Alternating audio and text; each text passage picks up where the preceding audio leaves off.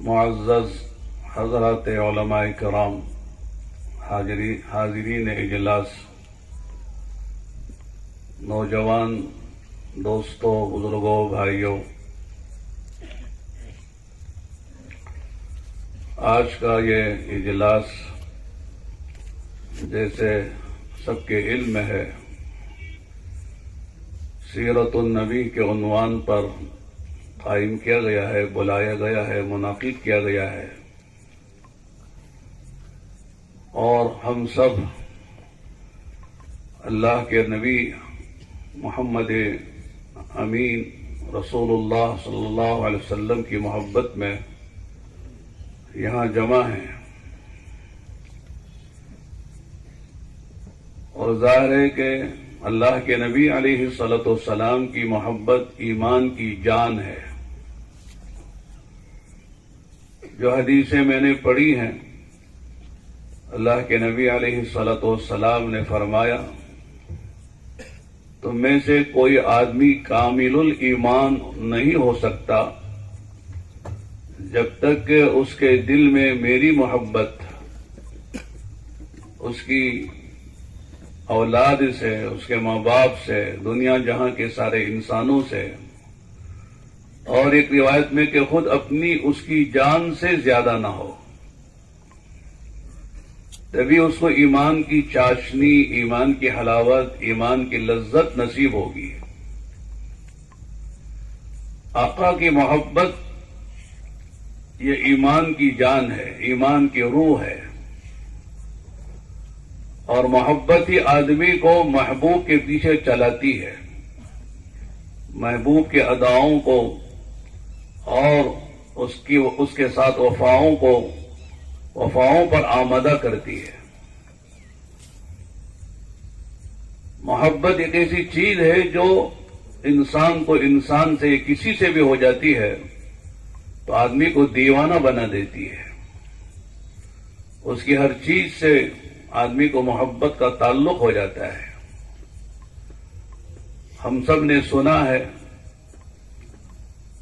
لیلا مجنوں کے واقعات،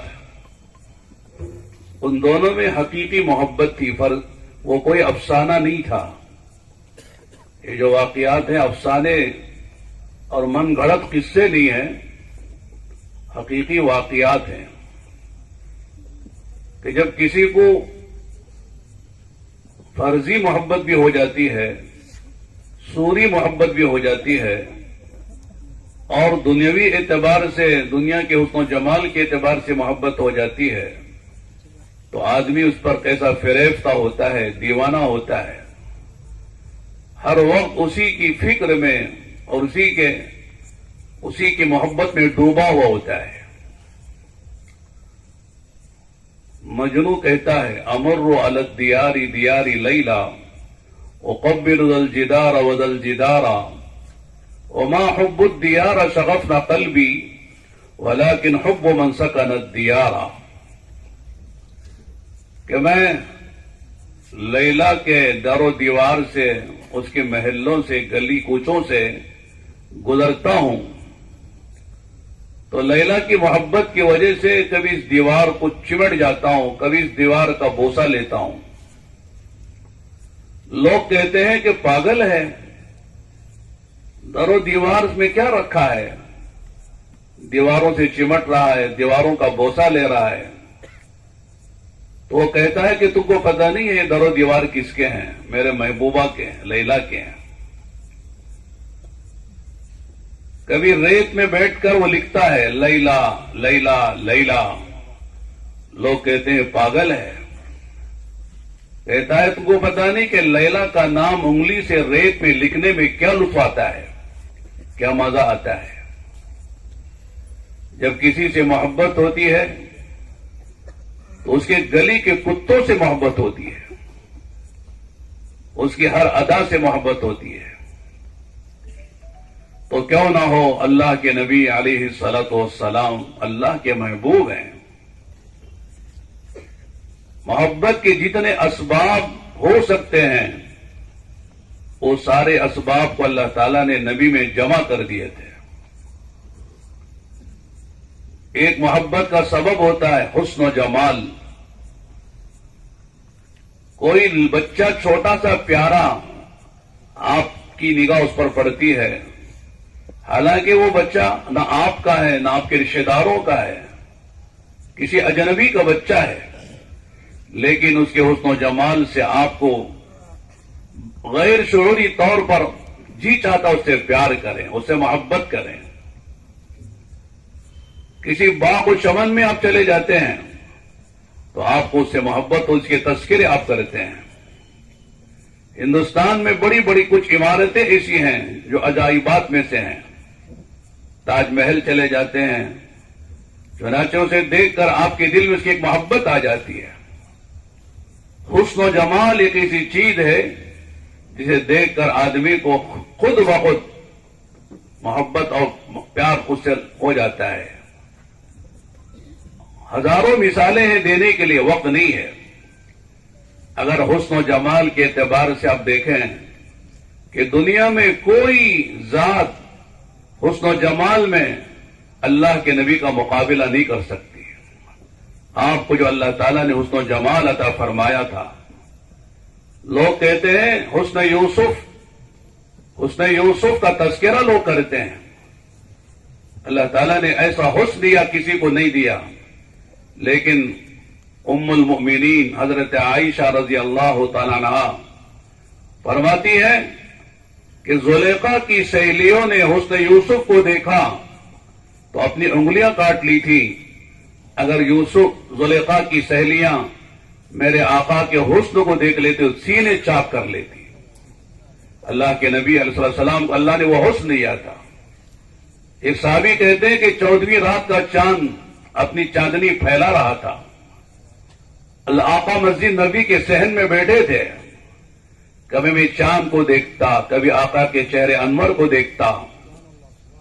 مجھے یہی فیصلہ کرنا پڑا کہ اللہ کے نبی علیہ السلام کا حسن و جمال، آپ کا چہرے انور 14ویں رات کے چاند سے زیادہ چمکدار اور حسین و جمیل ہے. آپ علیہ السلام کے حسن و جمال کا کوئی مقابلہ نہیں کر سکتا ہے.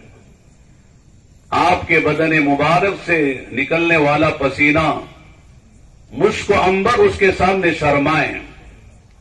اللہ کے نبی علیہ السلام کسی گلی کسی راستے سے گزر جاتے تھے تو صحابہ کو اندازہ ہو جاتا تھا کہ آقا یہاں سے گزرے ہیں. آپ کے پسینے میں وہ خوشبو تھی. صحابہ اس پسینے کو جمع کرتے تھے، شیشوں میں جمع کرتے تھے، قطرے قطرے لے کر جمع کرتے تھے. ان قطروں کو سونگا کرتے تھے، لگایا کرتے تھے کہ اللہ کے نبی کے بدن کا نکلا ہوا یہ خوشبودار پسینہ ہے جو مشک و عنبر سے، بلکہ دنیا کی کوئی قیمتی سے قیمتی عطر و خوشبو اس کا مقابلہ نہیں کر سکتی ہے. اما جان حضرت عائشہ فرماتی ہیں اللہ کے نبی علیہ السلام کا جسم اطہر اتنا نورانی تھا، رات کے اندھیرے میں اگر کبھی ہمیں ضرورت ہوتی سوئی میں دھاگا ڈالنے کی، ہمارے گھر میں چراغ نہ ہوتا تو ہم آپ کے نورانی بدن سے نکلنے والے نورانی کرنوں کی روشنی میں سوئی میں دھاگا ڈال سکتے تھے. اللہ کے نبی علیہ السلام کا سراپا ایسے تھا. حسن و جمال کا کوئی مقابلہ نہیں کر سکتا ہے. ساری دنیا کے حسن ایک طرف ہے، آقا کا حسن ایک طرف ہے.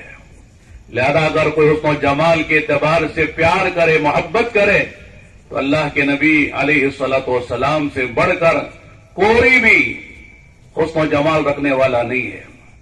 لہذا میرے دوستوں، محبت آقا سے ہونا یہ فطری بات ہے. اگر کسی کو محبت نہیں ہے تو وہ اپنے ایمان کی خیر منائے. اس کے دل میں ایمان کتنا ہے وہ خود ہی جانتا ہے. آقا سے محبت نہ کرے کس سے محبت کرے گا؟ اللہ تعالیٰ نے نبی سے ہمارے آقا کی محبت کا اظہار قرآن میں کیا ہے. اللہ تعالیٰ نے اپنے نبی محمد عربی صلی اللہ علیہ وسلم کے زلفوں کی قسم کھائی ہے، آپ کے شہر کی قسم کھائی ہے. کتنی کتنی چیزوں کی اللہ نے آپ کی قسم کھائی ہے. قسم اسی کی کھائی جاتی ہے جو عظمتوں والا ہوتا ہے، رفعتوں والا ہوتا ہے. تو لہذا میں زیادہ گہرائی میں جائے بغیر جو اسباب محبت ہیں اس کا تذکرہ کرنا چاہ رہا ہوں. ایک تو جمال ہے اور دوسرا کمال ہے. اللہ تعالیٰ نے اپنے نبی کو جو کمالات دیے تھے کسی اور کو اللہ نے وہ کمال نہیں دیا. سارے کمالات ایک طرف ہیں، ہمارے نبی کا کمال دوسری جانب ہے. سارے نبیوں کے کمالات کو ایک پرڑے میں رکھا جائے اور ہمارے نبی کے کمال کو ایک پرڑے میں رکھا جائے تو ہمارے نبی کے کمال کا پرڑا جھک جائے گا. اللہ تعالیٰ نے نبیوں کو معجزات دی ہے، سارے معجزات وہ عملی تھے اور نبی کے ساتھ وہ معجزہ بھی چلا گیا. آج معجزات باقی نہیں ہیں. حضرت موسیٰ علیہ السلام کا سب سے بڑا معجزہ ان کا عصا تھا، ید بیضا تھا، لیکن وہ نہ عصا ہے نہ وہ ید بیضا ہے. نبی کے ساتھ وہ عصا بھی چلا گیا، ید بیضا بھی آپ کے ساتھ چلا گیا. موسیٰ علیہ السلام کے معجزات آج نہیں ہیں. حضرت عیسیٰ علیہ السلام کو اللہ تعالیٰ نے معجزات دی ہے کہ وہ نابینا اندھا مادرزاد اندھا اس کے آنکھوں پر ہاتھ رکھتے تو بینا ہو جاتا تھا. اگر کوئی گنجا ہے اس کے سر پر ہاتھ رکھے اس کے بہترین بال آ جاتے تھے. اسی طرح اگر کوئی مردہ ہے کہتے قم باذن اللہ، اللہ کے حکم سے وہ زندہ ہو جاتا تھا. یہ معجزات تھے جو عیسیٰ علیہ السلام کے ساتھ دنیا سے چلے گئے. حضرت سلیمان علیہ السلام کو اللہ تعالیٰ نے چرندوں پرندوں کی بولیاں سکھائی تھی. چونٹی بولتی تو سن لیا کرتے تھے، اسی طرح پرندے بولتے تو سن لیا کرتے تھے. حدود کا قصہ ہمارے درمیان میں موجود ہے. سورہ نمل میں چونٹی کا قصہ ہمارے پاس ہے، ہم جانتے ہیں قرآن میں. لیکن وہ سارے معجزے سلیمان علیہ السلام کے ساتھ گزر گئے. جس نبی کو اللہ نے جو معجزہ دیا وہ وقتی تھا، عارضی تھا. نبی کے ساتھ معجزہ چلا گیا اور وہ عملی معجزے تھے. لیکن اللہ تعالیٰ نے ہمارے نبی کو جو معجزہ دیا ہے بے شمار معجزے ہیں. ہر نبی کا معجزہ بھی اللہ نے ہمارے نبی کو دیا ہے. اس کے علاوہ ایک بڑا معجزہ دیا ہے جس کو ہم قرآن کہتے ہیں. اللہ کے نبی کا سب سے بڑا معجزہ قرآن کریم ہے. قرآن کریم مختلف پہلوؤں سے وہ اعجاز رکھتا ہے، وہ معجزہ ہے. اس زمانے میں اللہ کے نبی علیہ السلام کے زمانے میں فصاحت کا، بلاغت کا، شعر شاعری کا، خطابت کا زور تھا. چنانچہ اللہ تعالیٰ نے قرآن دیا اور قرآن میں چیلنج ہے کہ اگر اس کو قرآن نہیں مانتے، اللہ کی کتاب نہیں مانتے، ایسا قرآن بنا کے لاؤ. پورا قرآن نہیں بنا سکتے، 10 سورتیں بنا کے لاؤ. 10 سورتیں نہیں بنا سکتے، 1 سورت بنا کے لاؤ. لوگوں نے کوشش کی. ایک آدمی نے کوشش کی کہ مجھے 6 مہینے کا موقع دو، میں قرآن جیسی کتاب بنانے کی کوشش کروں گا. میرے کھانے پینے ضروریات کا سامان کر دو، مجھے کمرے میں بند کر دو. چنانچہ بند کیا گیا، 6 مہینے کا موقع دیا گیا، کاغذ قلم اس کے حوالے کیے گئے. لیکن 6 مہینے کے بعد دیکھا، لوگوں نے کھولا تو دیکھا اس کے سامنے کاغذوں کا ڈھیر ہے. وہ سر جھکا کے بیٹھا ہے. ایک چھوٹی سی اس نے تحریر تیار کی ہے. سورہ قرآن کریم کی ایک سورت ہے، القارعۃ ما القارعۃ وما ادراک ما القارعۃ یوم یکون الناس کالفراش المبثوث وتکون الجبال کالعہن المنفوش. یہ پوری سورت ہے. اس کے وزن پر اس نے قرآن بنانے، اپنی تحریر قرآن کی مثل بنانے کی ناپاک، ناجائز اور جو ہے نامکمل کوشش کی ہے. چنانچہ اس نے لکھا کہ الفیل ملفیل وما ادراک ما الفیل خرطمہ طویل وذنبہ قصیر. آدھی صورت بھی نہیں بنا سکا. قلم لے کر ہاتھ میں سر جھکا کے بیٹھا ہے. جب لوگوں کے سامنے اس کی تحریر پیش کی، لوگوں نے ایسا مذاق اڑایا کہ اس کو چہرہ دکھانا مشکل ہو گیا. کیا مطلب ہے؟ القاریہ تو ملقاریہ میں قیامت کا منظر کھینچا جا رہا ہے. قیامت میں کیا ہوگا، قیامت کے اندر جو کیا کیا ہولناک واقعات پیش آنے والے ہیں.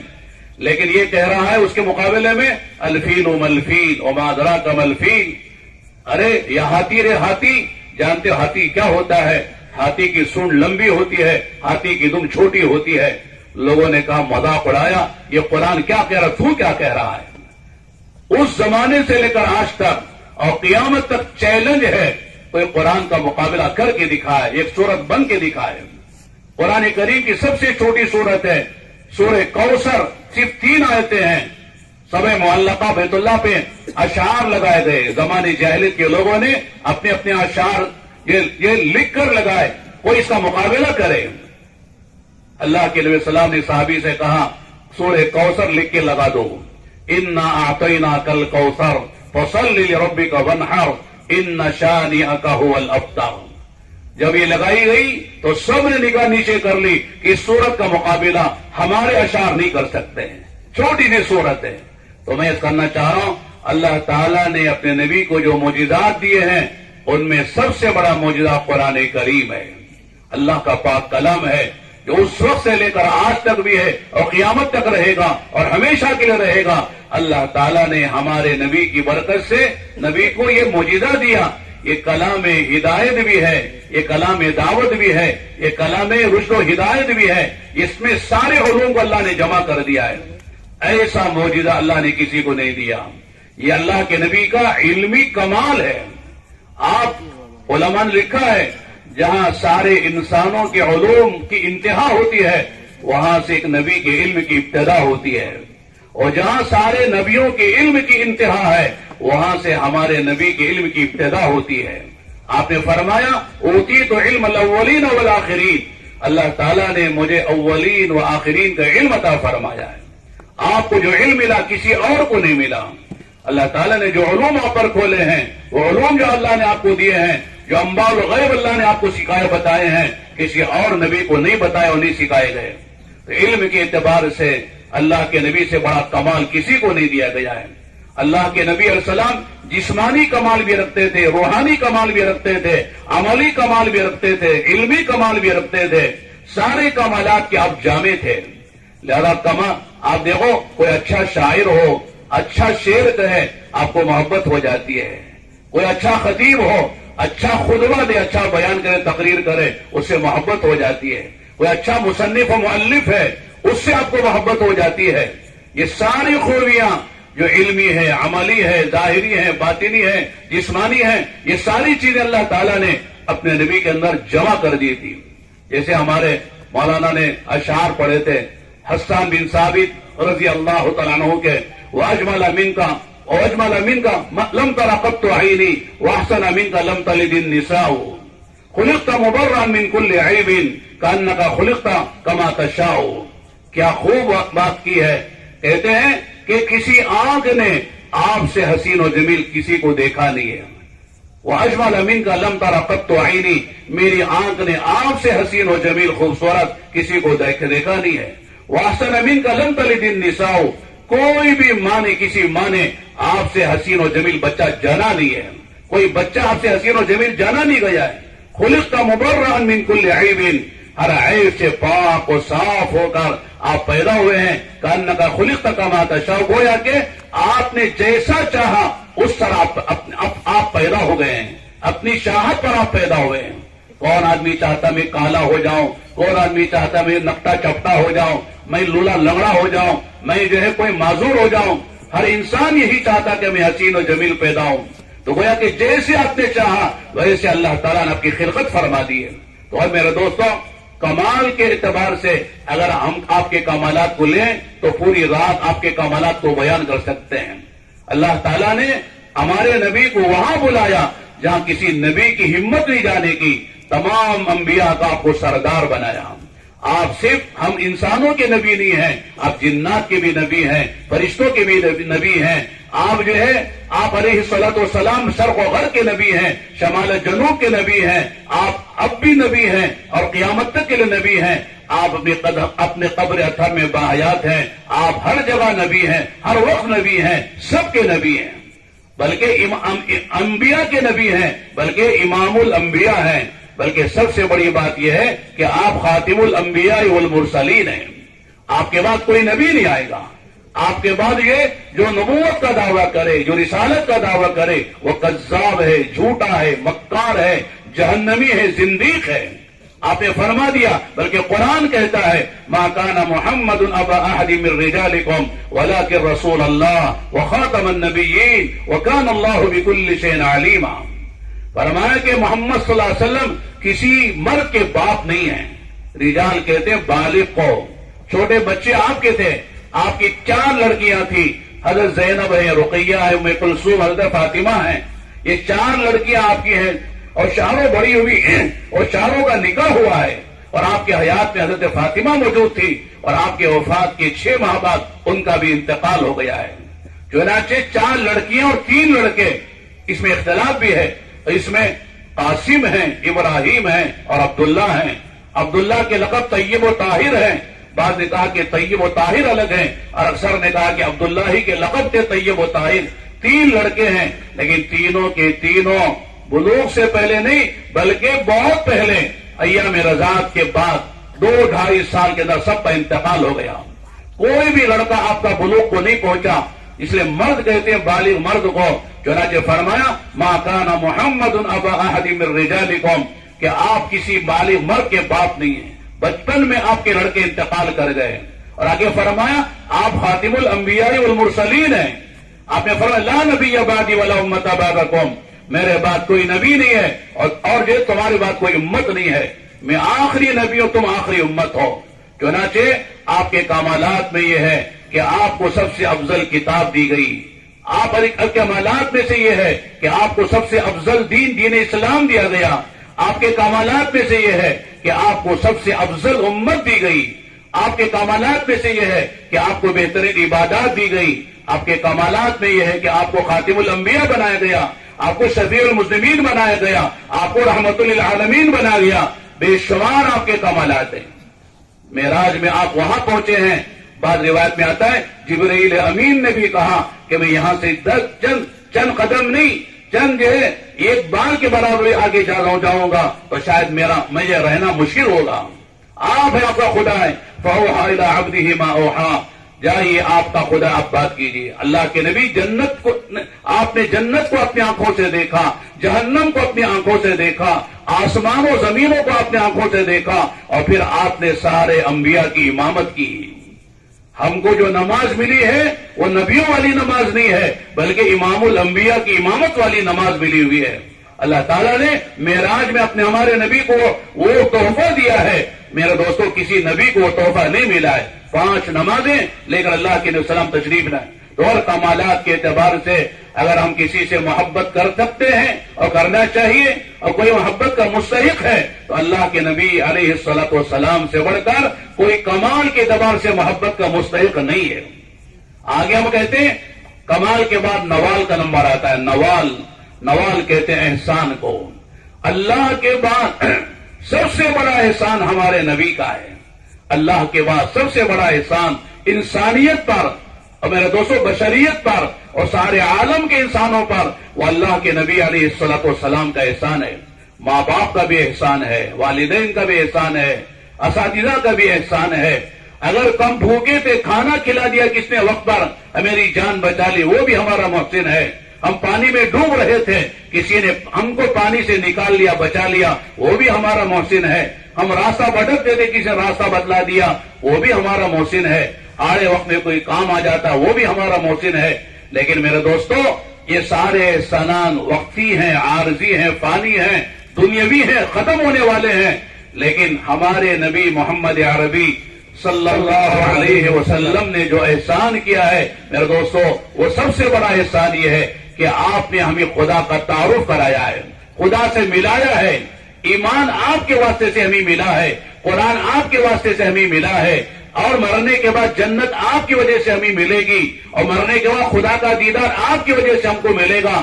جو بھی جتنی نعمتیں ہم کو ملی ہیں وہ نبی کے واسطے سے ملی ہیں، نبی ذریعہ بنے ہیں۔ اگر آپ نہ ہوتے ہم کہاں یہاں سیرت کے نام پر سیرت النبی کے جلسے میں جمع ہوتے، کہاں ہم قرآن کو جانتے، کہاں مسجد کو جانتے، کہاں ہم نمازوں کو پہچانتے، کہاں ہمیں رمضان ہمیں نصیب ہوتا، کہاں روزے نصیب ہوتے، کہاں حج نصیب ہوتا، کہاں بیت اللہ نصیب ہوتا۔ یہ سب اللہ کے نبی علیہ السلام کے احسانوں میں سے احسان ہے۔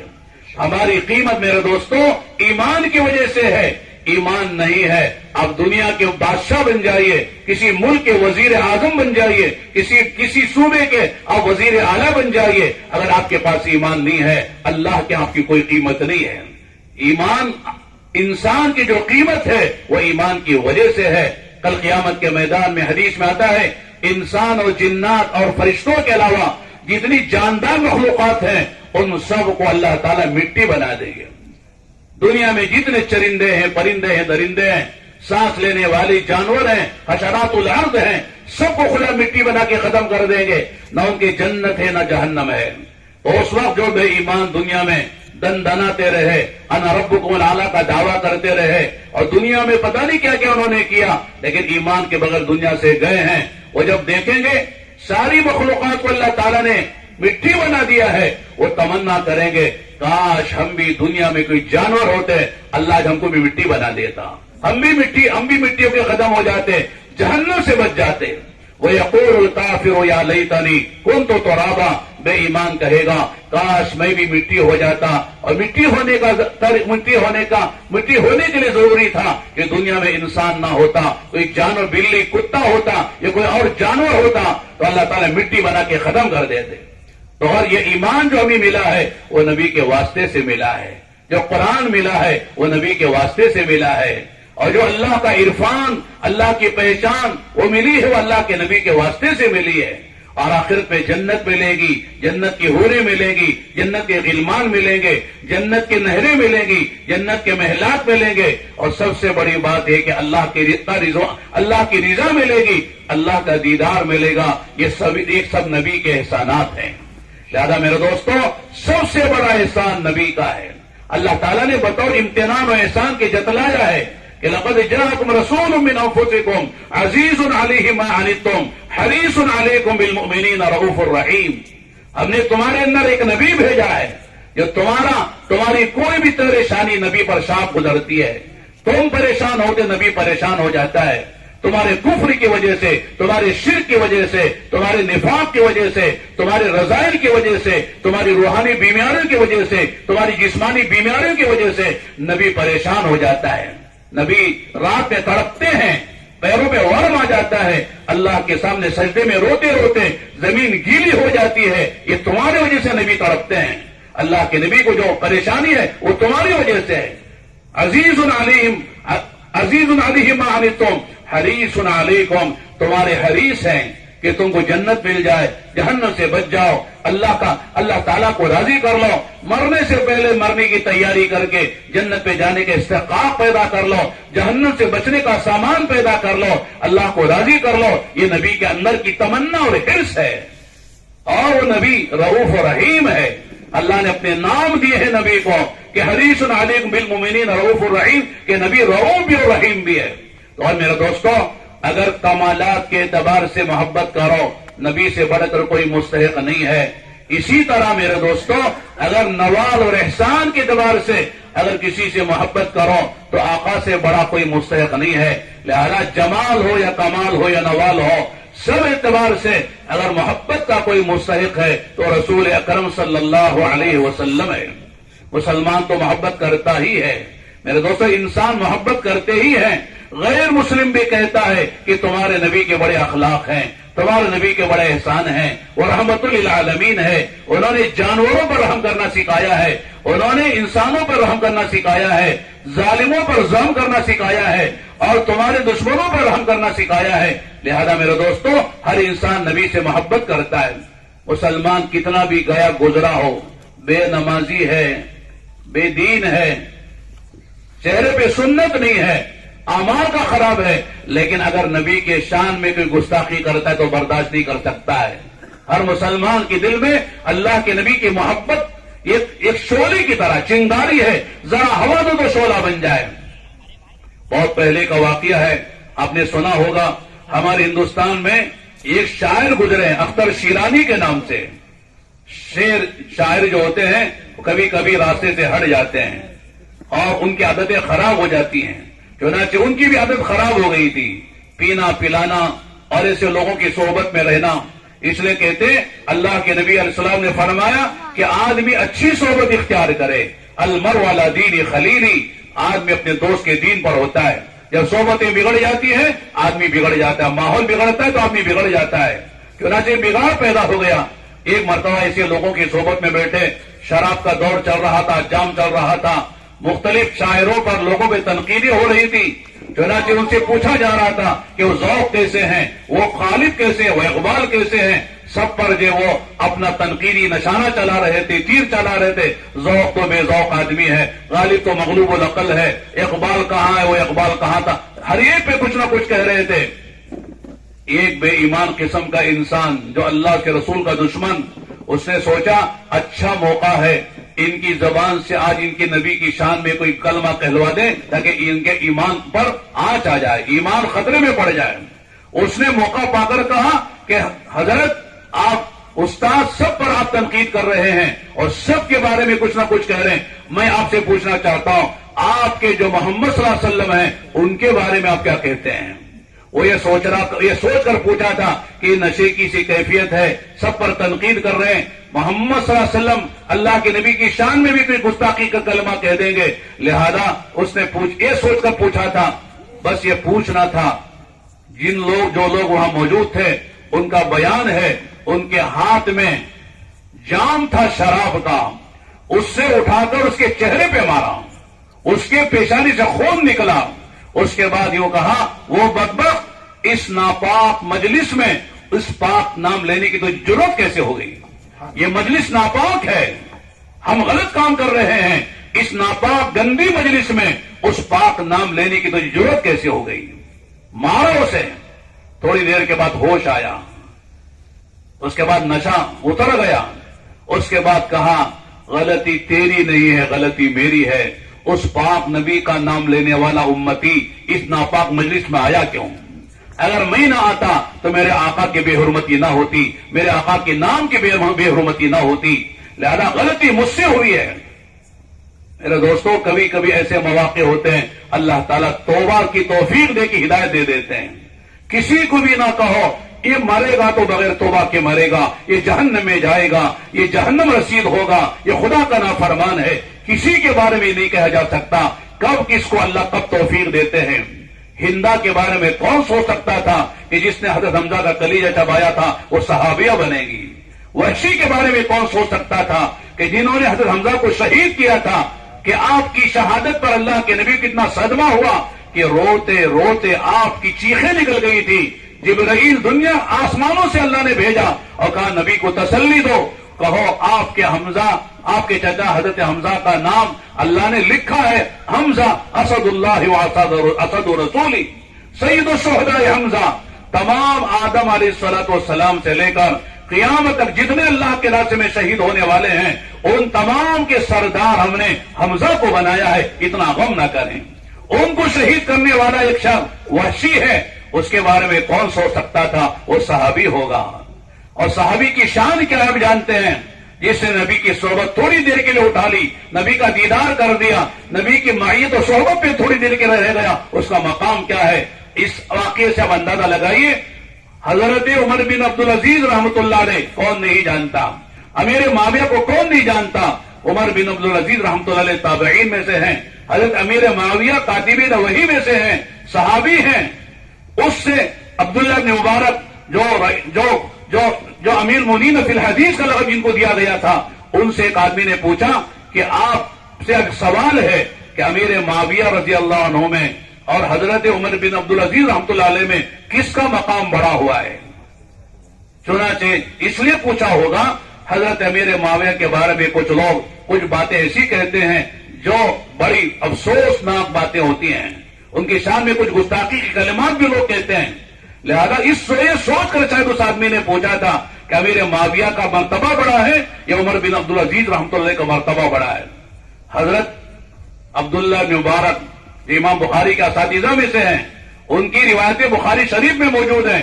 उन्होंने अजीब जवाब दिया था, हम सब के लिए समझने की बात है। हजरत ने फरमाया क्या पूछते हो, उमर बिन अब्दुल अजीज रहमतुल्लाह अलैह का मुकाबला अमीर मुआविया से करते हो। ठीक है, उमर बिन अब्दुल अजीज रहमतुल्लाह अलैह खलीफे खामिस कहलाते हैं। 2.5 साल की हुकूमत ऐसी की है कि भेड़ और बकरी घाट पे पानी पीते हैं। अजीब उनकी शान की जिंदगी है, अजीब उन्होंने हुकूमत की है, सारे फजल अपनी जगह हैं, लेकिन वो ताबई हैं, सहाबी नहीं है। कहा अमीर माविया रजी अल्लाह तआला अन्हु अल्लाह के नबी की मईयत में और आपके साथ जिहाद में अगर गए हो, उनके घोड़ों से जो टापों से जो गर्दो गुबार उड़ा है, वो जो गर्दो गुबार जो उनकी नाक में घुसा, कपड़ों पे लगा, اس کا بھی مقابلہ عمر بن عبدالعزیز رحمۃ اللہ نہیں کر سکتے ہیں. صحابی صحابی ہیں، غیر صحابی کسی مقام پر پہنچ جائے صحابی کا مقابلہ نہیں کر سکتا ہے. اس لیے آقا نے فرمایا اللہ اللہ فی اصحابی لا تتخذوهم من بعدی غرضا فمن احبهم فبحبی احبهم ومن ابغضهم فببغضی ابغضهم. فرمایا میرے صحابہ کے بارے میں اللہ سے ڈرو، میرے صحابہ کی شان میں گستاخی نہ کرو، میری صحابہ کے بعد میں کوئی زبان نہ کھولو، اس لیے کہ اللہ پکڑیں گے، اس لیے کہ اللہ نے میرے صحابہ کا تذکرہ قرآن میں کیا ہے، ان کو متقی کہا ہے، ان کو کامیاب لوگوں میں کہا ہے، مفلحین میں کہا ہے، ان کو فائزین میں کہا ہے، ان کی لغزشوں کو معاف کرنے کا اعلان کر دیا ہے. لہذا کسی کو صحابی پر تنقید کرنے کا حق نہیں ہے. ہم حدیث پڑھتے ہیں، سب جانتے ہیں کوئی بھی راوی آتا ہے اس کا سر کلام کیا جا سکتا ہے، بڑے سے بڑا راوی پر، بڑے سے بڑے محدث پر کلام کرتے ہیں جو ائمہ جرح و تعدیل، لیکن جب صحابی کا نمبر آتا ہے، یہ صحابی ہے، وہاں زبان رک جاتی ہے، قلم رک جاتا ہے. وہاں کسی صحابی پر آدمی کلام نہیں کر سکتا، جرح نہیں کر سکتا. جو صحابی پر جرح کرے گا خود مجروح ہو جائے گا. یہ جو شیعہ ہیں انہوں نے صحابہ پہ انگلیاں اٹھائی ہیں، صحابہ کی شان میں گستاخیاں کی ہیں. میرے دوستو یہ صحابہ پر تنقید نہیں ہے، یہ نبی پر تنقید ہے. یہ نبی اس لیے کہ کوئی بھی استاد اپنے شاگردوں سے پہچانا جاتا ہے، کوئی بھی درخت اپنے پھل سے پہچانا جاتا ہے، کوئی بھی جو ہے عطر اپنے خوشبو سے پہچانا جاتا ہے. لہذا نبی اپنے شاگردوں سے صحابوں سے پہچانا جاتا ہے. اگر یہودیوں سے پوچھو کہ بہترین لوگ کون ہیں، وہ کہیں گے موسیٰ علیہ السلام کے جو ساتھی تھے انہوں نے ساتھ دیا وہ. عیسائیوں سے پوچھو تمہارے یہاں سب سے بہترین لوگ کون ہیں، وہ کہتے حواری تھے جو عیسیٰ علیہ السلام کے جنہوں نے ساتھ دیا ہے. لیکن ان سے پوچھو کہ سب سے بدترین لوگ کون ہیں، کہتے وہ تھے جو نبی کے صحابہ تھے الیاذ باللہ. لہذا میرے دوستو صحابہ پہ تنقید کرنے والا بڑے خطرے میں، ایمان خطرے میں پڑ جاتا ہے. اس لیے کہ اللہ کے نبی علیہ الصلوۃ والسلام نے صحابہ کے بارے صاف فرمایا اللہ اللہ فی اصحابی لا تتخذوهم من بعدی غرضا، میرے بعد میرے صحابہ پہ تنقید کا نشانہ نہ بنانا. فمن احبهم فبحبی احبهم، جس نے میرے صحابہ سے محبت کی اس نے مجھ سے محبت کی. ومن ابغضهم فببغض ابغضهم، اور جس نے میرے صحابہ سے بغض کیا اس نے مجھ سے بغض کیا ہے. صحابہ سے نفرت الیاذ باللہ، صحابہ سے بغض یہ نبی سے بغض کی علامت ہے. اور میرے دوستوں اور بھائیوں اللہ کے نبی علیہ الصلوۃ والسلام سے کہ محبت، یہ صحابہ سے محبت نبی سے محبت کی بات ہے. آپ نے فرمایا حب الانصار، فرماتے علامت الایمان حب الانصار. فرمایا صحابہ سے محبت کرنا یہ ایمان کی علامت ہے، صحابہ سے نفرت کرنا نفاق کی علامت ہے. تو میں اس کر رہا تھا میرے دوستوں اور بھائیوں کہ ہر آدمی محبت کرتا ہے، ہر ایک ایمان میں جتنا بھی کمزور ہو.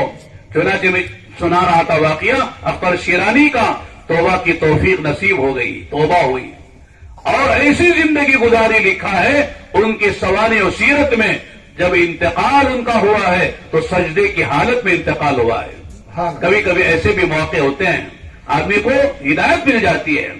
تو اگر میرے دوستو انسان مسلمان تو مسلمان، اللہ کے نبی سے نفرت کرنے والے جانور بھی محبت کر رہے ہیں. حدیث میں آتا ہے قصوہ اونٹنی جس پر آپ سوار ہو کے چلتے تھے، جب آپ کا وصال ہو گیا اس اونٹنی نے چارہ کھانا چھوڑ دیا. نبی نہیں تو چارہ کھا کے زندہ کیوں رہو، بھوکی رہ کر جان دے کے چلی گئی. جس گدھے پر آپ سواری کرتے تھے وہ گدھا، اللہ کے نبی نے گدھے کی بھی سواری کی ہے، گھوڑے کی بھی سواری کی ہے، اونٹوں کی بھی سواری کی ہے، خچر کی بھی سواری کی ہے. آپ نے سارے نمونے بتائے ہیں، آپ نے تواضع بھی بتائی ہے. لہذا وہ جو گدھے پر سواری کرتے تھے لکھا ہے کہ وہ گدھا پریشان ہو گیا، اب نبی نہیں ہے تو جی کے کیا کروں گا، یہ جو ہے گڑھے میں چھلانگ لگا کے کود کر اس نے جان دے دی. گدھا زندہ رہنا نہیں چاہ رہا تھا. یہ تو جاندار ہیں، لیکن میرے دوستو بے جان چیزوں نے نبی سے محبت کی ہے. آپ میں سے بہت سے لوگ اللہ کے گھر گئے ہیں، مسجد نبوی گئے ہیں، روضہ تھر پر گئے ہیں، سلام پڑھا ہے، اور ریاض الجنہ میں آپ گئے ہیں جہاں یہ جنت کی کیاری ہے اس کے بارے میں آپ جانتے ہیں. وہاں چند استوان ہیں، ستون ہیں. استوان عائشہ ہے، استوان جبرائیل ہے، استوان ابی لبابہ ہے، استوان حرس ہے، استوان وفود ہے، استوان سریر ہے، انہی میں استوان حنانہ بھی ہے۔ حنانہ کیا چیز ہے؟ کہتے ہیں، لکھا ہے کتابوں میں، اللہ کے نبی علیہ السلام جمعے کا خطبہ دیتے تھے، ایک کھجور کے تنے کا سہارا لے کر، اس پہ کھڑے، اس پہ سہارا لے کے آپ خطبہ دیتے تھے۔ لیکن جب آپ کے لیے ممبر بنا دیا گیا تو آپ ممبر پر آ گئے، ستون کو چھوڑ دیا، خطبہ دے رہے ممبر پہ کھڑے ہو کر، لکڑی کا ممبر بنایا گیا، ستون کو آپ نے چھوڑ دیا۔ اب خطبے کے دوران رونے کی آواز آئی، ایسی آواز آ رہی جیسے کوئی جو ہے یعنی اوٹھنے کا بچہ بلک بلک کر روتا ہے، اپنی ماں کو یاد کر کے روتا ہے، اس طرح رونے کی آواز آ رہی۔ اللہ کے نبی ممبر سے اترتے ہیں اور جاتے ہیں، یہ آواز اس تنے سے آ رہی تھی جس تنے کو آپ نے چھوڑ کر خطبہ ممبر پہ دینا شروع کیا تھا۔ آپ نے جا کر اس کے اوپر ہاتھ رکھا، وہ دھیرے دھیرے بلکتے بلکتے اس کا رونا کم ہوا۔ آقا نے فرمایا، یہ رو رہا ہے میرے فراق میں، کہ میں اس کے پاس کھڑے ہو کر خطبہ دیتا تھا، اللہ کا ذکر کرتا تھا، قرآن کریم کی آیتیں پڑھتا تھا، اسے مجھے معیت و صحبت اس کو میری حاصل تھی، لیکن یہ میں جدا ہو گیا، اب یہ میرے فراق میں رو رہا ہے۔ عجیب بات ہے، یہ بھی لکھا ہے کہ بس کتابوں میں، اگر میں اس کو تسلی نہ دیتا تو قیامت تک یہ روتا رہتا۔ یہ تنے کو اتنی محبت ہے اللہ کے نبی علیہ الصلوۃ والسلام سے۔ تو آج میرے دوستوں، مسلمان کو محبت ہونا یہ فطری بات ہے، ایمان کا تقاضا ہے۔ اگر نبی سے محبت نہیں ہے میرے دوستوں، اس کا ایمان کہاں رہا؟ اس لیے آقا نے جو فرمایا کہ کوئی ایمان میں کامل نہیں ہو سکتا جب تک کہ اس کے دل میں میری محبت، میرے تمام اس کے آل و اولاد سے، ماں باپ سے، اصول و فروع سے، اس کی اپنی ذات سے زیادہ محبت نہ ہو۔ ایک موقع پر آپ نے حضرت عمر سے پوچھا، عمر میری محبت تمہارے دل میں کتنی ہے؟ جس سے تعلق ہوتا اسی سے پوچھا جاتا ہے، بھئی آپ مجھے کتنا چاہتے ہیں؟ کبھی شوہر پوچھتا ہے، کبھی بیوی پوچھتی ہے، کبھی باپ پوچھتا ہے، کبھی بیٹا پوچھتا ہے۔ تو لہذا پوچھا کہ عمر تم کو مجھ سے کتنی محبت ہے؟ انہوں نے کہا، اللہ کے نبی مجھے میرے ماں باپ سے، میرے اولاد سے اور سارے انسانوں سے زیادہ محبت ہے، لیکن میری اپنی ذات کو چھوڑ کر۔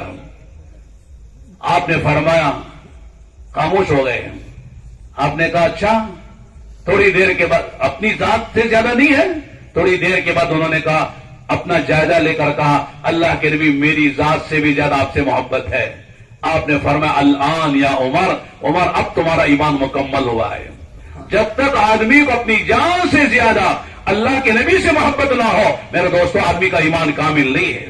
النبی اولیٰ بالمؤمنین من انفسہم وازواجہ امہاتہم، فرمایا اللہ کے نبی کا حق تم پر تمہاری ذات سے زیادہ ہے۔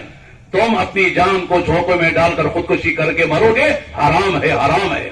کوئی آدمی اوپر سے کود کے مر جائے، آگ میں جل کر مر جائے، زہر کھا کے مر جائے، یا پانی میں ڈوب کر مر جائے، اپنی جان کو خطرے میں ڈال دے، یہ حرام ہے، ناجائز ہے، گناہ ہے، کبیرہ ہے۔ لیکن اگر نبی کہیں آگ جل رہے کود کے جان دو تو فرض ہو جاتا ہے، نبی کہیں اوپر سے کود کے چھلانگ لگا کے جان دے دو تو فرض ہو جاتا ہے۔ تو معلوم ہوا کہ اللہ کے نبی کا حق ہم پر ہماری جانوں سے زیادہ ہے۔ اب میں آگے بڑھتا ہوں، محبت کا تقاضا کیا ہے؟ محبت کا تقاضا کیا ہے؟ اللہ کے نبی علیہ السلام نے فرمایا، من احیا سنتی فقد احبنی ومن احبنی کان معی فی الجنہ۔ ہر مسلمان کی خواہش ہے، ہر مسلمان کی تمنا ہے کہ اللہ تعالیٰ جو ہے مجھے جنت بھی دے اور جنت بھی نبی کے قدموں میں دے، نبی کی معیت میں دے، نبی کی جوار و پڑوس میں دے، نبی سے قربت کے ساتھ جنت ملے، جنت ملے، نبی کے قدموں میں ملے، پھر کیا چاہیے؟ فرمایا اگر تم چاہتے ہو جنت میں میری رفاقت چاہتے ہو، جنت میں میرا ساتھ چاہتے ہو، تو فرمایا مجھ سے محبت کرو۔ محبت کے بغیر نبی سے محبت کے بغیر کوئی جنت میں جا نہیں سکتا ہے۔ پھر آگے فرمایا محبت کی علامت کیا ہے؟ فرمایا محبت کی علامت ہے کہ میری سنت کو زندہ کرو، جو میری سنتیں ہیں وہ زندہ کرے گا تو مجھ سے محبت کرنے والا شمار ہوگا، اور جو سے مجھ سے محبت کرے گا وہ میرے ساتھ جنت میں جائے گا۔ تو آقا کی اطاعت اور آپ کی سنت کی پیروی میرے دوستو یہ محبت کی علامت ہے۔ ایک آدمی کہتا محبت نبی سے بڑی ہے، اشعار بھی کہتا ہے، نعتیں بھی گنگناتا ہے اور پتہ نہیں کیا کیا کرتا ہے، لیکن نبی کی سنت زندگی میں نہیں ہے۔ ابھی ہم کئی سال پہلے کی بات ہے، مکہ مکرمہ مدینہ حج پہ گئے تھے، کورونا سے پہلے کی بات ہے۔ ایک بزرگ اور صفہ پہ رہتے تھے پڑوس کے، اگر 50-60 سال سے رہتے، بڑی عمر ہے. وہ کہنے لگے، مجھے ذرا تعارف کرا کسی نے، یہ مولانا فلاں جگہ سے آئے، قرآن حدیث پڑھاتے ہیں اور مولوی صاحب ہیں. تو انہوں نے محبت سے کچھ باتیں کی. ان میں بات عجیب و غریب کی. انہوں نے کہا، بیٹا میں 50-60 سال سے یہاں رہتا ہوں، روزے پہ پڑا رہتا ہوں، صفہ پہ رہتا ہوں، سلام بھی پڑھتا ہوں، اللہ کا کرم ہے. کشف و کرامات والے تھے. کشف بھی ہوتا ہے، کرامت، الکرامات الاولیاء حق، اولیاء کی کرامتیں حق ہیں. جیسے انبیاء کی معجزات حق ہیں، اولیاء کی کرامتیں بھی حق ہیں، کشف بھی حق ہے، الہام بھی حق ہے. وہ کہنے لگے، بیٹا یہاں ساری دنیا سلام پڑھنے آتی ہے. اللہ کے نبی صلی اللہ علیہ وسلم سلام کا جواب دے. حدیث میں آتا ہے، میرا کوئی بھی امتی دنیا میں کہیں سلام پڑھتا ہے تو اللہ کے فرشتے متعین وہ سلام مجھے پہنچاتے ہیں، اور جو سلام یہاں آ کے پڑھتا ہے اس کو میں براہ راست سنتا ہوں اور جواب دیتا ہوں. انہوں نے کہا، اللہ کے نبی بہت سے لوگوں کا سلام کا جواب دیتے ہیں، لیکن بہت سے لوگوں کا سلام کا جواب نہیں دے کے سلام چہرہ پھیر لیتے ہیں. کہا کیوں پھیر لیتے ہیں؟ وہ کہ یوں کہتے ہیں، میرے امتی سلام پڑھنے آیا ہے، لیکن تو نے میرا چہرہ بھی نہیں بنایا، مجھ سے محبت پہ سلام پڑھنے کے لیے آ گیا ہے. مجھے جو یہ میرا چہرہ بھی اچھا نہیں لگا، میرا چہرہ بھی تو نے نہیں بنایا، اور تو مجھے سلام پڑھنے کے لیے آیا، لہذا میں تیرا سلام کا جواب دوں تو کیسے دوں؟ میرے دوستو، آج مسلمان کہتا نبی سے محبت ہے، لیکن نبی کا چہرہ بنانے مسلمان تیار نہیں ہے. کہتا سنت ہی تو ہے مولانا، چلتا ہے، یہ سنت ہی تو ہے. ہمارے استاد کہتے تھے، سنت کے بغیر دین کہاں مکمل ہوتا ہے. آپ وضو کریں گے، وضو میں 4 فرض ہیں اور 13 سنتیں ہیں. سنتوں کے بغیر وضو کی تکمیل نہیں ہوتی ہے، وضو کا کمال پیدا نہیں ہوتا ہے. نماز میں 14 فرائض ہیں شرائط اور ارکان کے اعتبار سے، اور سنتیں 12 سنتیں ہیں نماز میں. اگر 12 سنتوں کو نماز سے نکال دو، آپ کی نماز خوشخوشی ہو جائے گی.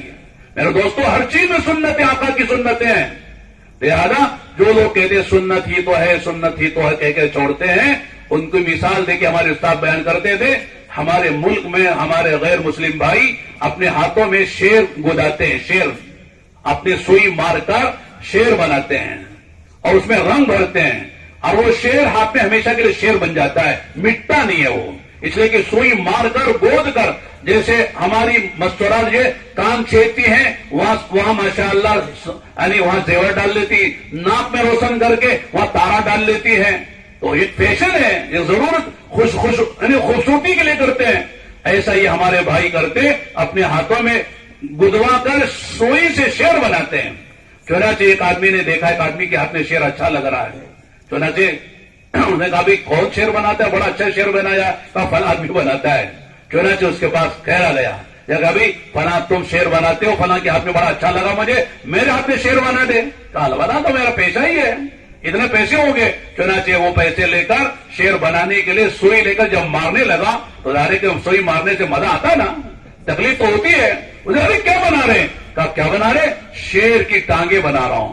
ارے یار چھوڑ دے، شیر ٹانگوں کے بغیر بھی تو ہو سکتا ہے، جنگل میں تھوڑی سے چلنا ہے، ٹانگیں چھوڑ دی. اب جب پھر مارو تو کیا بنا رہے؟ کہ شیر کی آنکھیں بنا رہا ہوں. کہا بغیر آنکھیں بھی تو شیر ہو سکتا ہے، چھوڑ دے یار، اسے دیکھنا تھوڑی ہے. آنکھیں چھوڑ دی، پھر ماری سوئی. کہا کیا بنا رہے؟ کہا شیر کی دم بنا رہا ہوں، پیچھے سے آ رہا ہوں. دم کے بغیر بھی چھوڑ دے یار، شیر کے بغیر دم کے بھی تو شیر ہو سکتا ہے، اسے مکھیاں تھوڑی اڑانا ہے. وہ بھی چھوڑ دیا. پھر مارا تو کیا بنا رہے؟ کہ شیر کا پیٹ بنا رہا ہوں. پھر کہا چھوڑ دے، پھر مارا، کیا بنا رہے؟ پیٹ بنا رہا ہوں. جہاں مارے تھے چھوڑ دے، اس کے بغیر شیر بنا دے، اس کے بغیر شیر بنا دے. ہم سب جانتے ہیں وہ شیر کیا شیر ہے، جس کی ٹانگیں بھی نہیں ہے، دم بھی نہیں ہے، آنکھ بھی نہیں ہے، پیٹ بھی نہیں ہے، پیٹ بھی نہیں ہے. کیسا شیر بنے گا؟ ان سارے مجمع کا نام تو شیر ہوتا ہے. میرے دوستو، آج مسلمان یہی کہتا ہے یہ داڑھی کی سنت ہے، یہ لباس کی سنت ہے، یہ شادی کی سنت ہے، یہ فلاں سنت ہے. چھوڑو مولانا، سب چھوڑو. اس سب کے بغیر ہم مسلمان ہیں، اس کے بغیر ہم اللہ کے نبی کے عاشق ہیں، آپ سے محبت کرنے والے ہیں. کیسا مسلمان ہے کہ نبی کی یہ سنت بھی نہیں چاہیے، وہ سنت بھی نہیں چاہیے، اور نبی کا عاشق بنا ہوا ہے. تو میرے دوستو، اللہ کے پیارے نبی صلی اللہ علیہ وسلم نے فرمایا، کیا فرمایا؟ کل امتی يدخلون الجنہ الا من ابا. قیل من ابا یا رسول اللہ؟ قال من اطاعنی دخل الجنہ ومن عصانی فقد ابا. میری امت کا ہر فرد جنت میں جائے گا سوائے اس کے جو انکار کر دے۔ صحابہ نے پوچھا اللہ کے نبی انکار جنت میں جانے سے کون مسلمان کرے گا؟ جنت کو جو جانے گا وہ چاہے گا ابھی مروں جنت پہ چلا جاؤں، اس لیے کہ دنیا میں جوانی کے ساتھ بڑھاپا ہے، صحت کے ساتھ بیماری ہے، اور یہاں راحت کے ساتھ مصیبت ہے، اور یہاں زندگی کے ساتھ موت ہے۔ جنت پہ جوانی ہے، بڑھاپا نہیں ہے، جنت پہ صحت ہے، بیماری نہیں ہے، جنت پہ راحتیں پریشانیاں نہیں ہیں، جنت پہ زندگی ہے، موت نہیں ہے، جنت پہ اللہ کا دیدار ہے، حور و غلمان ہے، ساری منچاہی جی چاہی خواہشیں پوری کی جائیں گی۔ کون جنت پہ نہیں جانا چاہتا؟ تو کہا اللہ کے نبی کون انکار کرے گا جنت میں جانے سے؟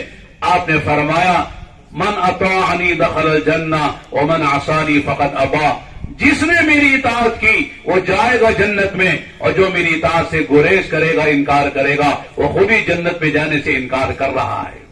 معلوم یہ ہوا جنت میں جانے کے جتنے راستے تھے ہمارے نبی کے آمد سے پہلے، آج وہ سارے راستے بند ہو گئے ہیں۔ صرف ایک راستہ جنت میں جانے کا ہے، وہ محمد عربی صلی اللہ علیہ وسلم کا راستہ ہے۔ وہ راستہ چھوڑ کر آپ یہودیت کے راستے پہ چلیں، نصرانیت کے راستے پہ چلیں، یا کسی اور نبی کے شریعت پر چلیں، آدمی جنت پہ جا نہیں سکتا ہے۔ حضرت عمر رضی اللہ عنہ تورات کا نسخہ پڑھ رہے تھے، اور اتنے میں اللہ کے نبی تشریف لائے۔ عمر حضرت ابوبکر بھی ساتھ ہیں، پوچھا عمر کیا پڑھ رہے ہو؟ اللہ کے نبی تورات کا ایک نسخہ مل گیا ہے، اسے دیکھ رہا تھا، کوئی اچھی بات ہو تو لے لی جائے۔ اللہ کی نگاہ بند کرو، ختم کرو، رکھ دو اسے۔ اور آگے عجیب بات فرمائی، سنو لو کان موسیٰ حیا لما وسع الا اتباعی، اگر میرے زمانے میں ولو بالفرض حضرت موسیٰ دنیا میں زندہ ہو کر آ جائیں، ان کو بھی میری شریعت پر چلنا پڑے گا۔ وہ تورات پہ نہیں چل سکتے، وہ اپنی شریعت پر نہیں چل سکتے۔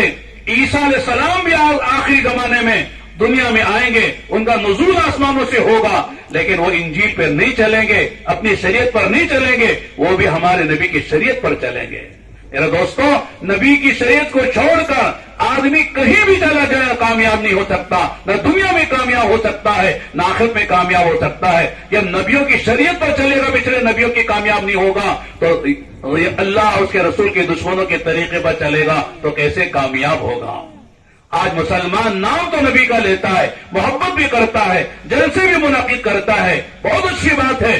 آپ کی ولادت کا مہینہ مبارک مہینہ ہے، آپ کے آمد کریم مبارک دن ہے۔ میرے دوستو، یہ ساری چیزیں اپنی جگہ ہیں، لیکن اس کا مطلب یہ ہے کہ اللہ کے نبی نے جو ہمیں دین دیا ہے، جو طریقہ دیا ہے، جو اصول دیا، جو قدوہ دیا ہے، وہ ہمارے لیے اصل ہے۔ اللہ نے اسی کو فرمایا لقد کان لکم فی رسول اللہ اسوۃ حسنہ لمن کان یرجو اللہ والیوم الآخر وذکر اللہ کثیرا۔ اللہ کے نبی علیہ السلام کی زندگی میں تمہارے لیے بہترین عملی نمونہ، اسوہ کہتے ہیں عملی نمونے کو۔ اللہ کے نبی صلی اللہ علیہ وسلم نے صرف زبان سے نہیں کہا یہ کرو یہ کرو یہ کرو، بلکہ کر کے دکھایا، نماز پڑھ کے دکھائی، حج کر کے دکھایا، وضو غسل کر کے بتایا، بیویوں کے ساتھ کیسے رہنا، بچوں کے ساتھ کیسے رہنا، اپنوں کے ساتھ کیسے رہنا، پڑھائی کے ساتھ کیسے رہنا، آدمی فقر و فاقے میں کیسے رہے گا، مالداری میں کیسے، سفر میں کیسے رہے، حضر میں کیسے رہے، بیماری میں کیسے رہے، ساری چیزیں آپ نے برت کر دکھائی۔ اگر کوئی باپ ہے تو حضرت فاطمہ کے باپ کو دیکھے کہ کس طرح بچوں کے سلوک ہوتا ہے، کوئی نانا ہے تو حسن حسین کے نانا کو دیکھے، اگر کوئی شوہر ہے تو حضرت خدیجہ، حضرت عائشہ، حضرت حفصہ کے شوہر کو دیکھے، اگر کوئی عابد ہے اللہ کے نبی کی راتوں کی عبادت کو دیکھے، اگر کوئی فاتح ہے تو مکے کے فاتح کو دیکھے۔ کوئی نمونہ ایسا نہیں ہے۔ اللہ کے نبی نے 23 سال کے مختصر عرصے میں امت کے تمام طبقات کو، امت کے سارے افراد کو آپ نے نمونہ میں دکھایا ہو۔ اس لیے میرے دوستو، ہم کو نبی کی زندگی چھوڑ کر کہیں جانے کی ضرورت نہیں ہے۔ اللہ نے قرآن میں کہا ہے، جو آیت میں نے آپ کے سامنے پڑھی ہے، قُلْ إِن كُنتُمْ تُحِبُّونَ اللَّهَ فَاتَّبِعُونِي يُحْبِبْكُمُ اللَّهُ وَيَغْفِرْ لَكُمْ ذُنُوبَكُمْ وَاللَّهُ غَفُورٌ رَحِيمٌ۔ اے نبی جی، آپ فرما دیجئے، جو لوگ یہ کہتے ہیں ہمیں اللہ سے محبت ہے، ظاہر ہے کہ اللہ سے محبت نہیں تو پھر کیا ہوگی ایمان والے کو؟ فرمایا ٹھیک ہے تمہارا دعویٰ اللہ سے محبت کا ہمیں منظور ہے، لیکن کوئی بھی دعویٰ بغیر دلیل کے قبول نہیں ہوتا ہے۔ اگر آپ کا یہ مکان میرا ہے، لائیے ڈاکیومنٹس لائیے، یہ دکان میری ہے، یہ سواری میری ہے، آپ سے ڈاکیومنٹس مانگا جائے گا، آپ سے دلیل مانگی جائے گی۔ اب اللہ سے محبت کا دعویٰ آپ کا ہے، دلیل کیا ہے؟ اللہ فرماتے ان سے کہیے میری اتباع کریں، میرے طریقے پہ چلیں، مجھے اسوہ نمونہ بنائیں، تب کیوں سمجھو کہ تم کیا اللہ سے محبت کرو گے، اللہ تم سے محبت کریں گے۔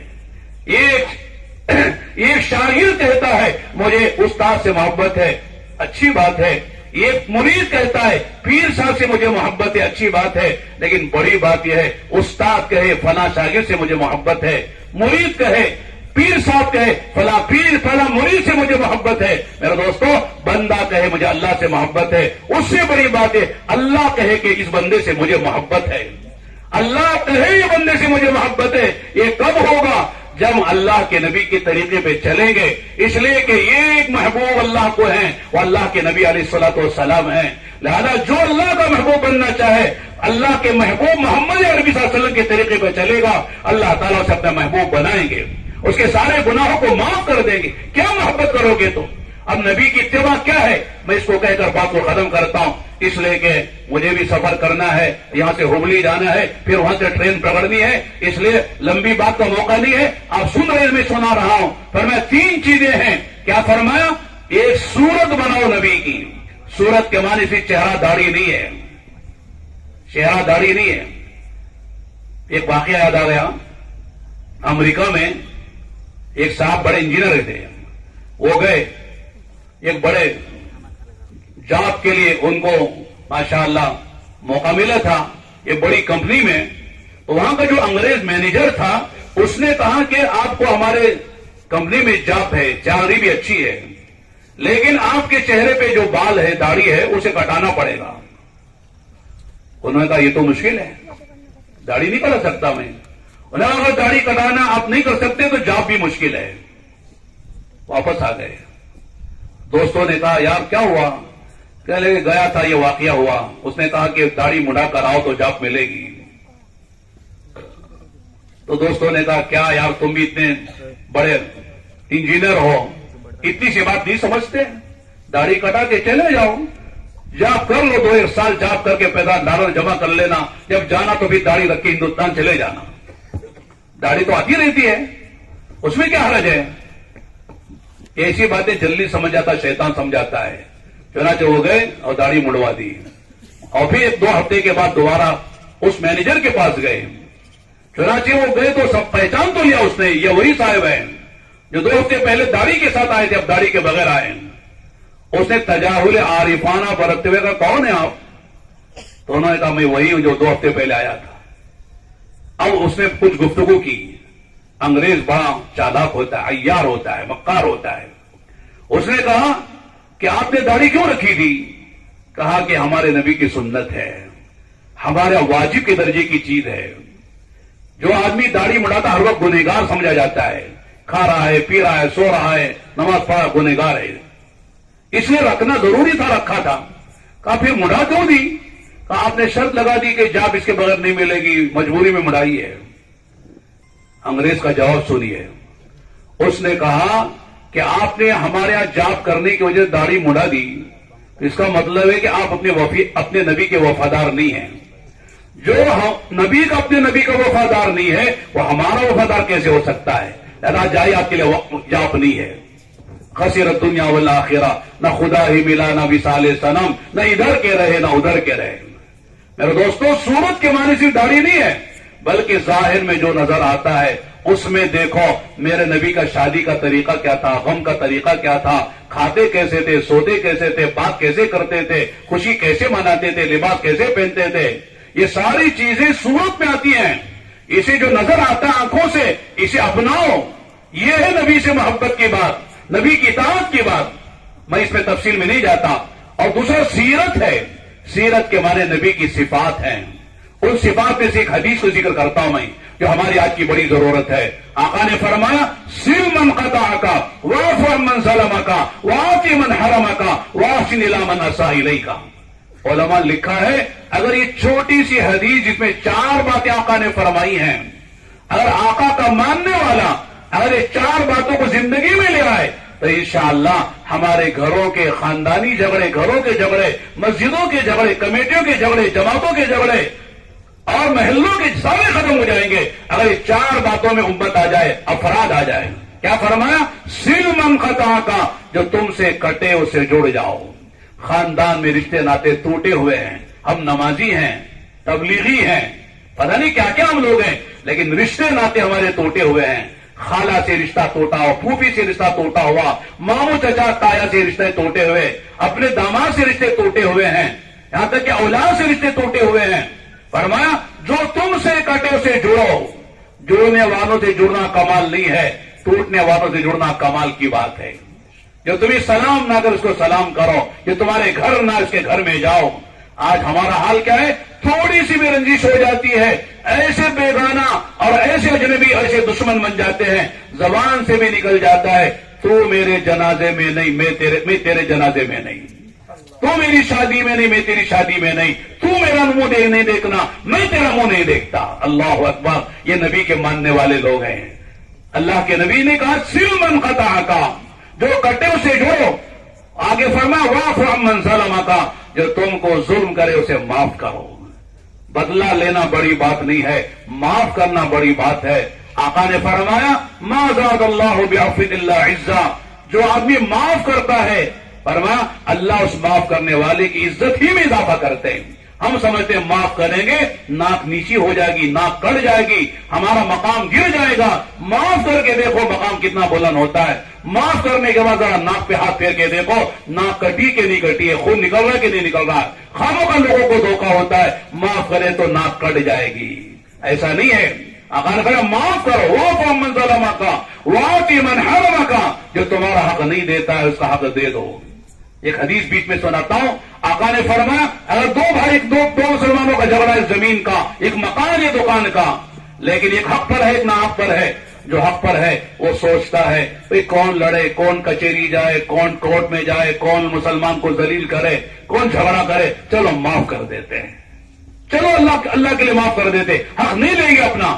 آقا نے فرمایا جو لڑائی جھگڑے سے بچنے کے لیے حق پر ہوتے ہوئے اگر اپنا حق معاف کر دیتا ہے، آقا نے فرمایا وہ سن لے میری طرف سے کہ جنت میں محل دلانا میری ذمہ داری ہے، جنت میں محل لے لو مجھ سے، چھوٹا سا گھر تمہارا، چھوٹا سا مکان، چھوٹی سی دکان، ایک باری زمین معاف کر دو، تھوڑا سا قرضہ ہے معاف کر دو، لو بشارت میرے سے، ضمانت میں دیتا ہوں۔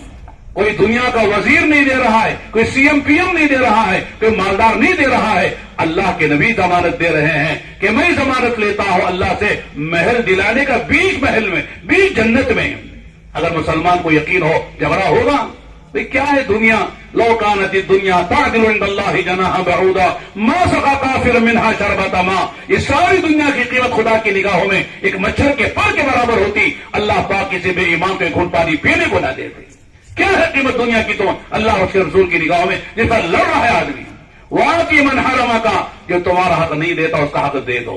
یہ نہ کہ تو نہیں دیتا میں بھی نہیں دیتا، ٹھیک ہے تو نہیں دے رہا تیرا مسئلہ ہے، مجھے تو دینا ہے، اللہ کے ہاں حساب مجھے دینا ہے۔ آخری بات کیا فرمائی؟ واحسن الی من اساء الیک، جو تمہارا برا چاہتا ہے تم اس کا بھلا چاہو۔ دنیا ساری تمہارا برا چاہے لیکن تم کسی کا برا نہ چاہو، غیر کا بھی برا نہ چاہو، دشمن کا بھی برا نہ چاہو۔ اللہ کے نبی نے صرف زبان سے نہیں کہا ہے، آپ کا عمل دیکھیے، پوری سیرت دیکھیے، آپ نے کیسے کیسے کو معاف کیا ہے۔ ہندا کو معاف کیا، وحشی کو معاف کیا، اکرما کو معاف کیا، مکے والوں کو معاف کیا، زہر دینے والوں کو معاف کیا، سحر کرنے والوں کو معاف کیا، قتل کے منصوبے بنانے والوں کو معاف کیا، اور اللہ کے نبی علیہ السلام کی محبوب بیوی عائشہ صدیقہ بنت صدیق، ان پر تہمت لگانے والا منافقوں کا سردار رئیس المنافقین عبداللہ بن ابی بن سلول، جس نے اللہ کے نبی کو کتنا نقصان پہنچایا، کتنی تکلیف پہنچائی، حضرت عائشہ پہ تہمت لگانے میں سب سے پیش تھا، لیکن جب مرا ہے ان کے بیٹے عبداللہ وہ آئے، کہنے لگے اللہ کے نبی میرا باپ یقیناً اس نے آپ کو بڑی تکلیفیں پہنچائی ہیں، میں جانتا ہوں منافقوں کا سردار تھا، لیکن میرا باپ ہے، اس کا بیٹا ہوں، میری ایک تمنا ہے آپ اپنی چادر مبارک اس کی کفن کے لیے دے دیں اور آپ خود تشریف لا کر اس کی نماز جنازہ پڑھائیں۔ بخاری شریف کی روایت ہے، اللہ کے نبی کا لو چادر اور جاؤ تیاری کرو، اللہ کے نبی آ کے نماز پڑھائے گا۔ چنانچہ چادر بھی دے دی اور جا کے نماز پڑھانے کے لیے کھڑے ہو گئے۔ حضرت عمر نے کہا اللہ کے نبی کس کی نماز جنازہ پڑھا رہے ہیں؟ منافقوں کا سردار ہے، کتنا نقصان پہنچایا آپ کو، موقع موقع سے آپ کو پریشان کر رہا تھا، آج مرا ہے مرنے دو، جانو دے جہنم میں، اس کی نماز جنازہ پڑھائیں گے۔ عائشہ کی غیرت کیا کہے گی، صدیق اکبر کی غیرت کیا کہے؟ اللہ کے نبی نے ایک نہیں سنی، نماز جنازہ پڑھائی، پڑھانے کے بعد اللہ نے آیتیں اتاری، اے نبی آئندہ سے کسی منافق کی نماز جنازہ نہ پڑھائیے۔ حضرت عمر کو بلایا، کہا عمر اللہ نے تمہاری رائے کے مطابق قرآن اتار کر مجھے منع کیا ہے، لیکن میرے دل کی حال سنو۔ اللہ نے کہا کہ 70 مرتبہ استغفار کرو تو معاف نہیں کریں گے۔ میرے دل کی یہ ہے اگر اللہ تعالیٰ 70 پر ایک مرتبہ استغفار کرنے سے اس کی مغفرت ہو جاتی تو میں 70 پر ایک بار استغفار کر دیتا تاکہ یہ بھی جنت پہ چلا جائے۔ یہ ہے نبی کی شان، یہ ہے نبی کا ضرب، یہ ہے نبی کے اخلاق۔ انک لعلی خلق عظیم۔ آج میرے دوستو نبی کا نام لینے والے تھوڑی سی دشمنی ہو جاتی ہے، زندگی بھر دشمنی چلتی رہتی ہے۔ یہ سیرت کے جلسے کا پیغام ہے، نبی کی صورت کو اپناؤ، نبی کی سیرت کو اپناؤ، اور آخری بات ہے نبی کا سریرہ اپناؤ۔ نبی کا سریرہ کیا ہے؟ نبی کے سینے کا غم تھا دنیا میں کوئی انسان جہنم میں نہ جائے، ہر انسان جنت میں جائے، ایمان والا بن کر، مسلمان مومن بن کر، اس کے آخرت بن جائے، برزخ بن جائے، میدان سے گزر جائے، پلسرا سے گزر جائے، اور جنت میں بلا حساب چلے جائے، اللہ کا دیدار اسے نصیب ہو جائے، اللہ کی مغفرت اسے مل جائے، جہنم سے بچ جائے۔ یہ نبی کے اندر کا درد و فکر تھا۔ آج مسلمان صرف اپنے معاش کے لیے جیتا ہے، کاروبار کے لیے جیتا ہے، اپنی دنیا کے لیے جیتا ہے، اپنے بچوں کے لیے جیتا ہے، اپنی بیوی کے لیے جیتا ہے۔ دنیا جو بھی ہو جائے، کوئی نماز پڑھتا ہے نہیں پڑھتا ہے، کوئی سنت پہ چلتا کہ نہیں چلتا ہے، کوئی دین پر آ رہا ہے کہ نہیں آ رہا ہے، کوئی پرواہ نہیں ہے، بس جاؤ کھاؤ پیو موج کرو مزے کرو۔ ہم گئے تھے آسٹریلیا میں، وہاں سڑکوں میں لکھا ہے انجوائے یور فریڈم، آزاد ہے، آزاد پیدا ہوئے، آزاد کھاؤ پیو کر کے مر جاؤ، آزاد زندگی گزار کے مر جاؤ۔ میرے دوستو یہ زندگی مسلمان کی نہیں ہے۔ اللہ کے رسول ایک آدمی کے لیے تڑپتے تھے، ایک یہودی کا بچہ آپ کی خدمت کرتا تھا، لکھا ہے کتابوں میں، چند دن نظر نہیں، آپ نے پوچھا وہ کہاں نظر نہیں آتا ہے، لگتا ہے کہ بیمار ہے، آپ اس کی عیادت کے لے گئے۔ آج ماں بیمار ہے، بیٹا جاتا کم ہے، باپ بیمار ہے، بیٹے کو فرصت نہیں ہے، یہودی کا بچہ بیمار ہے، آپ اس کی عیادت کے لیے گئے تو دیکھا وہ شاید آخری وقت ہے اس کا، دنیا سے جانے والا ہے۔ آپ نے کہا یا غلام قل لا الہ الا اللہ، بیٹا کہو لا الہ الا اللہ، کہو کلمہ پڑھ لو۔ بیٹے نے باپ کو دیکھا جو یہودی تھا، جو کھڑا ہوا تھا سراہنے، اس نے سوالیہ نگاہوں سے دیکھا کہ باپ کیا کہتا ہے۔ اللہ نے باپ کے دل میں بھی ڈالا، اس نے کہا اطیع ابو القاسم صلی اللہ علیہ وسلم، ابو القاسم کی بات مان لے، پڑھ لے کلمہ۔ چنانچہ زبان پہ نکلا کلمہ، تھوڑی دیر کے بعد اس کی جان نکلی۔ اللہ کے نبی گھر سے نکل رہے تھے، آتا ہے روایتوں میں آپ کا چہرہ 14ویں رات کے چاند کی طرح کھلا ہوا تھا، دمک رہا تھا، اور آپ کی زبان پہ یہ تھا الحمدللہ الذی انقذ بی نفسا من النار۔ تمام تعریف اس اللہ کے لیے ہیں جس نے مجھے ذریعہ بنا کر ایک جان کو جہنم سے بچا لیا۔ یہ اصل مسلمان کا کام ہے، لوگوں کو جہنم سے بچانا، اپنی جان و مال اس پہ لگانا، اس کے لیے جینا، اس کے لیے مرنا۔ قل ان صلاتی و نسکی و محیای و مماتی للہ رب العالمین، فرمایا کہہ دو میرا جینا، میرا مرنا، میری نماز، میری قربانی، میری جسمانی عبادتیں، میری مالی عبادتیں سب اللہ رب العالمین کے لیے ہیں۔ میں جیتا ہوں تو اللہ کے لیے، اللہ کے دین کے لیے، مرتا ہوں تو اللہ کے دین کے لیے، میں قربانی جان کی دیتا ہوں، مال کی دیتا ہوں اللہ کے لیے، میرا کوئی اور مقصد نہیں ہے۔ یہ اصل حضور کی سیرت ہے۔ تو سیرت بناؤ، صورت بناؤ، نبی کے سینے کا غم لے کر جاؤ، تو یہ سیرت النبی کے جلسے کا پیغام ہے۔ ورنہ حضور سے محبت کے جلسے میں، حضور کی محبت میں سال میں جلسہ منا کر ہم نے کہہ دیا حضور کا ہم نے حق ادا کر دیا۔ میرے دوستو حق نہیں ہے، یہ تو تذکیر ہے، یہ یاد دہانی ہے، اس کے لیے ہم جمع ہوتے ہیں۔ ورنہ جانے کے بعد آدمی طے کرے کہ مجھے پورے دین پر چلا، دین میں کامیابی نہیں ہے، پورے دین میں کامیابی ہے۔ صرف دین میں کہتے ہیں دین میں کامیابی ہے، پورے دین میں کامیابی ہے۔ پورا دین اگر بھی چھوڑ دیں گے ناکامی ہمارے گلے لگ جائے گی۔ اس لیے مردوں کو پورے دین پر چلنا ہے، اور پورے دین کی دعوت دینی ہے، اور پورے دین پر ہم خود ہم کو آنا ہے، اور ساری امت کو لانا ہے۔ اس کے لیے اللہ نے جان اور مال دی ہے۔ تو میرے دوستو اللہ کا کرم ہے، ماشاءاللہ بڑی خوشی ہوئی کہ صاحب جو ہے باغل کوٹ کے مسلمانوں نے اللہ کے نبی علیہ السلام کی یعنی ولادت کے مہینے میں، ربیع الاول کے مہینے میں آپ کی سیرت کا جلسہ منعقد کیا اور ماشاءاللہ اس کے لیے جان بھی لگائی، وقت بھی لگایا، اپنی مشغولیت سے اٹھ کر آئے ہیں، علماء کو بلایا، ماشاءاللہ یہ آپ کی محبت کی بات ہے۔ لہذا میرے دوستو اس پر اکتفا نہیں کرنا، بلکہ میں آخری میں ایک بات کہتا ہوں، جتنا مجمع یہاں پر عام طور سے سیرت کے جلسے راتوں میں دیر تک ہوتے ہیں، لیکن صبح میں جا کر لوگ سو جاتے ہیں، نماز بھی چھوڑ دیتے ہیں۔ سیرت کے جلسے کا پیغام گویا کہ جا کے سو جاؤ، نماز بھی چھوڑ دو۔ آقا نے فرمایا قرۃ عینی فی الصلاۃ، میری آنکھوں کی ٹھنڈک نماز میں ہے۔ مسلمان نماز نہ پڑھے کیسا مسلمان ہے؟ آپ فرمائیں میری آنکھوں کی ٹھنڈک نماز میں ہے، اور ہماری آنکھوں کی ٹھنڈک بیوی اور ٹی وی میں ہے۔ لہذا میرے دوستو ایسا نہیں ہے، نماز میں مزہ آنا چاہیے، نماز چھوڑے تو بے قراری ہونا چاہیے۔ دن میں 5 مرتبہ مؤذن کہتا ہے حی علی الصلاۃ حی علی الفلاح، آؤ نماز کے لیے اور کامیابی کے لیے، لیکن مسلمان سو رہا ہے، کاموں میں لگا ہوا ہے، لگتا ہے کہ اذان اس کو نہیں ہو رہی، پتہ نہیں مؤذن کیا کہہ رہا مجھے پتہ ہی نہیں ہے۔ ایسا نہیں ہے، اذان کی آواز سنتے سارے کام چھوڑو، اللہ کے گھر سب سے پہلے قیامت میں نماز کا حساب ہوگا۔ نماز صحیح نکلے گی، سارے اعمال صحیح نکلیں گے، اگر نماز گڑبڑ ہے تو سارے اعمال میں گڑبڑ نکلے گی۔ قرآن میں اللہ فرماتے جنتی جنت میں جائے، جہنمی جہنم میں چلے گئے۔ اللہ اہل جنت سے کہیں گے پوچھو ان جہنم میں جانے والوں سے ما سلککم فی سقر، جہنم میں کیوں آ گئے؟ 4 باتیں کہیں گے ہمارے جہنم میں آنے کی وجہ بتاتے ہوئے، کہتے ہیں 4 میں پہلی بات جو کہیں گے قالوا لم نک من المصلین، ہماری زندگی میں نماز نہیں تھی، ہم بے نمازی تھے۔ مصلی اسے کہتے ہیں جو نماز کا اہتمام کرتا ہے، صرف جمعہ پڑھ لو مصلی نہیں ہے، یہ رمضان میں پڑھ لو مصلی نہیں ہے، وہ نمازی نہیں ہے۔ جو شب برات شب قدر میں نماز پڑھ لے وہ نمازی نہیں ہے۔ نمازی وہ جو دن میں 5 مرتبہ نماز اہتمام سے پڑھتا ہے اسے نمازی کہتے ہیں۔ لہٰذا وہ کہتے ہیں ہم نمازی نہیں تھے، زندگی میں نماز نہیں تھی، دن میں 5 مرتبہ مؤذن کہتا تھا حی علی الصلاۃ حی علی الصلاۃ حی علی الفلاح حی علی الفلاح، لیکن ہمارے کانوں پہ جوں نہیں رنگتی تھی۔ فجر میں مؤذن کہتا تھا الصلاۃ خیر من النوم الصلاۃ خیر من النوم، لیکن اللہ معاف فرمائے ہم سوتے تھے اور عمل سے کہتے تھے النوم خیر من الصلاۃ، ہم کو نیند میں مزہ زیادہ آتا ہے۔ اس لیے میرے دوستو نماز کا اہتمام کریں، نبی کی صورت بنائیں، نبی کی سیرت بنائیں، نبی کی سینے کا غم لے کر جائیں، اپنے گھر میں سنت کا ماحول قائم کریں، اپنے گھر میں عبادت کا ماحول قائم کریں، اپنے ماحول میں دعوت کا ماحول قائم کریں، بچوں کی تعلیم کا نظم کریں، اپنی مسجدوں کو آباد کریں۔ یہ ہے نبی کی سیرت النبی کے جلسے کا پیغام۔